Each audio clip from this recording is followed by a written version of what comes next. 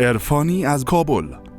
آیا فطره معلمین و متعلمین مکتب ابتدایی را می توانیم برای فرش، میز و چوکیان مکتب که شدید النیاز است مصرف کنیم؟ سوال دوم، نماز آیات برای چه کسانی واجب می شود؟ در صورتی که کسی از زلزله خبر نشود حکمش چیست؟ طبق نظر حضرت آیت الله عظمای سیستانی حفظه الله، زکات فطریه باید به فقرا تملیک شود. نمیشه که زکات فطریه را انسان جمع بکنه، از او زکات فطریه مکتب بسازه، مسجد بسازه، حسینیه بسازه یا کارهای عام المنفعه دیگه انجام بده. باید برای فقیر تملیک شود. بعد از اینی که فقیر او را تملیک کرد، در اختیار خود قرار داد، او زمان او اختیار داره، میتونه که به کسی دیگه بدهد که از او میز چوکی برای مکتب بخره یا اینی که در ساختمان مسجد و حسینیه استفاده کنه. او در اختیار امو فقیر هست، ولی تا زمانی که به تملیک فقیر نرسانده کس نمیتونه که زکات فطریه را در جهات دیگر به مصرف برسانه، جایز نیست. اما نسبت به سوال دوم شما، سه چیز سبب نماز آیات میشه. یکی ماه گرفتگی هست، یکی دومی خورشید گرفتگی هست و سومی هم زلزله هست.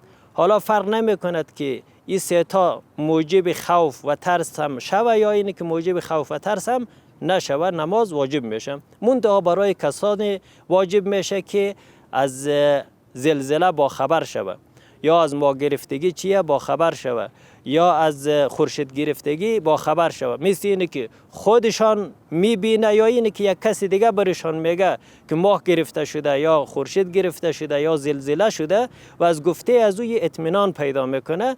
در اینمی صورت برای یه آقا چیه نماز آیات واجب میشه. البته در صورتی که این سه تا در عموم مکان و امو جا و امو شهری که این زندگانی میکنه رخ بده. مثلا در کابل این زندگانی میکنه، در کابل زلزله شده، این خبر شده، برشان واجبه. اما اگر در غیر مکانی این زلزله شده، مثلا در مزار زلزله شده، ولو که با خبر شده که در مزار زلزله شده ولی در کابل نشده، این در کابل زندگی میکنه، برای از این نماز آیات واجب نمیشه. همینطور در مورد نماز ماه گرفتگی و خورشید گرفتگی، مثلا در یکی از کشورهای همسایه افغانستان خورشید گرفته شده ولی در افغانستان خورشید گرفته نشده، در اینجا برای از واجب نمیشه. اما اگر در خود افغانستان خورشید گرفته شود و یه با خبر شود، نماز برشان واجب میشه. اما موقعی که این سه تا رخ میده، زلزله، ماه گرفتگی، خورشید گرفتگی، ولی این متوجه نمیشه که ماه گرفته شده، متوجه نمیشه که خورشید گرفته شده، متوجه نمیشه که زلزله شده، بعداً با خبر میشه که یک همچین اتفاق افتاده بوده. نسبت به زلزله حضرت آیت الله عظمای سیستانی حفظه الله میفرماید اگر بعداً با خبر شود نماز برای از واجب نیست. اما نسبت به خورشید گرفتگی و ماه گرفتگی فرق میکنه. اگر بعداً متوجه شود که ماه کاملا گرفته شده بوده، خورشید کاملا گرفته شده بوده، در این صورت ولو بعداً با خبر میشه باید قضا بکنه، قضایشان را بخونه. اما اگر بعداً خبر شود که نه، یک کمی از ماه گرفته شده بوده، یک مقدار از خورشید گرفته شده بوده، تکمیل ماه گرفتگی و خورشید گرفتگی رخ نداده بوده، در این صورت قضا برای این واجب نیست. سعید از کابل. اگر شخص جنوب پیش از غسل ادرارش نیاید و بعد از غسل آب سفید رنگی از او خارج شود حکمش چیست؟ این آب که بعد از غسل جنابت در واقع از انسان خارج میشه ولی انسان استبرا نکرده، یعنی قبل از غسل بول نکرده، اگر احتمال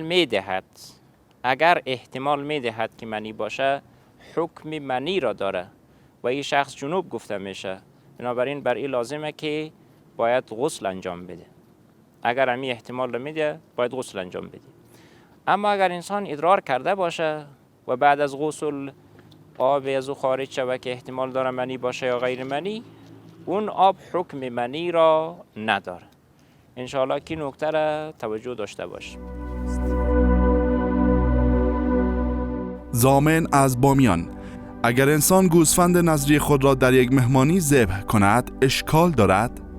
اگر شما در نظرتان صیغه نظر را خواندید یا به تعبیر دیگر این نظر شما نظر شرعی بوده مثلا گفتید که از جانب خدا هست در ذمه ما که من این گوسفند را اگر حاجت ما برآورده شد، مریض ما خوب شد، مسافر ما از راه رسید، ذبح میکنم.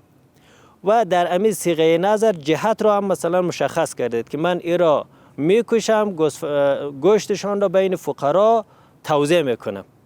اگر به این صورت ذبح نظر کرده، صیغه نظر را خوانده، دیگر شما نمیتوانید این نظر را در مهمانیتان بکشید. یا اگر به این صورت نظر کردید که من این را میکشم، بعد غذا تهیه میکنم، فقرا را دعوت میکنم، در خانه برشان طعام میدهم، باز هم فقرا را اگر دعوت بکنید میتوانید که این را ذبح کنید، برایشان طعام آماده بکنید. اما اگر نه یک مهمانی خاصی خود شما دارید، پسر شما مثلا از سفر آمده، مردم به دیدنش آمده، شما میخواهید که نظری خود را بکشید، نه، در این صورت این نظر جایز نیست کشتنشان و اگر بکشید هم این نظر حساب نمیشه. اما اگر نه، شما صیغه نظر را نخواندید، یعنی نظر شرعی نبوده، فقط گفتید که اگر حاجت ما برآورده شد، مسافر ما آمد، مریض ما خوب شد و گوسفندی را برای خدا ذبح میکنم، نظر کردیم که را ذبح بکنم و مشخص هم نکردید که حالا ما را که وقتی ذبح کردم گوشتشان را تقسیم میکنم یا اینی که فقرا را دعوت میکنم. گفتید که من را ذبح میکنم و به دیگران، به مصرف دیگران میرسانم. در این صورت اشکال نداره، شما میتوانید که اما نظر خود را در مهمانیتان هم بکشید و برای اونها اطعام بکنید. داوود از غزنی: اگر کسی مسافر باشد و در وقت غذا به مراسم خیرات و یا دیگر مراسم برسد، می تواند از غذای آنجا استفاده کند؟ اگر شما در جای میرسین که مراسم برگزاره، مثل فاتحه یا خیرات یا عروسی، ختم قرآن و امثال اینها، اگر صاحب محفل اجازه بدهد می توانید از اونجا استفاده کنید. اما اگر نه، یک وقتی مثلا محفل عروسی هست، برای مهمانهای مشخص غذا تهیه شده و برای کس دیگه اجازه نمیدهد، در این صورت ناگزیر باید از کسی اجازه بگیرین، از صاحب محفل. در اون صورت میتونین غذا بخورین. اگر صاحب محفل اجازه ندهد، غذا خوردن در اونجا درست نیست.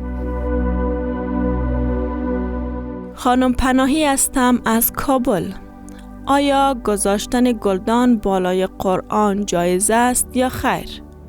حالا بد نیست یک خاطره که از ایامی که نزد حضرت آیت الله عظمای محسنی حفظ رحمت الله علیه درس میخواندیم، خدمت شما بینندگان عرض کنم. در همین مورد سوال شما هست، مفید تمام میشه برای شما. زمانی که ما در نزد ایشان درس میخواندیم، یک روز وقتی وارد صنف شد، بالای همون میزی که کتاب خود معمولا میگذاشت موقع تدریس، یک قرآن گذاشته بود. وقتی ایشان که آمد، قرآن از جایشان بلند کرد، کتاب خود را پایین گذاشت، بعد قرآن را بالای کتاب گذاشت و بعد برای ما که در صنف بودیم گفت که هیچ وقت کتابتان را بالای قرآن نگذارید، قرآن کتاب مقدس هست، باید احترام قرآن حفظ شود. خب حالا شما میایید میگه چه اشکال دارد که ما گلدان بالای قرآن بگذاریم؟ خب گلدان به هیچ وجه او ارزش نداره، او قداست و احترام نداره. قرآن کتاب مقدس است، کلام خدا هست، احترام خاص داره، نباید به قرآن به احترامی شود. خب چگونه شما میایید گلدان رو بالای قرآن قرار میدید؟ این به احترامی حساب میشه، این حرام هست، اشکال داره، شرعاً جایز نیست.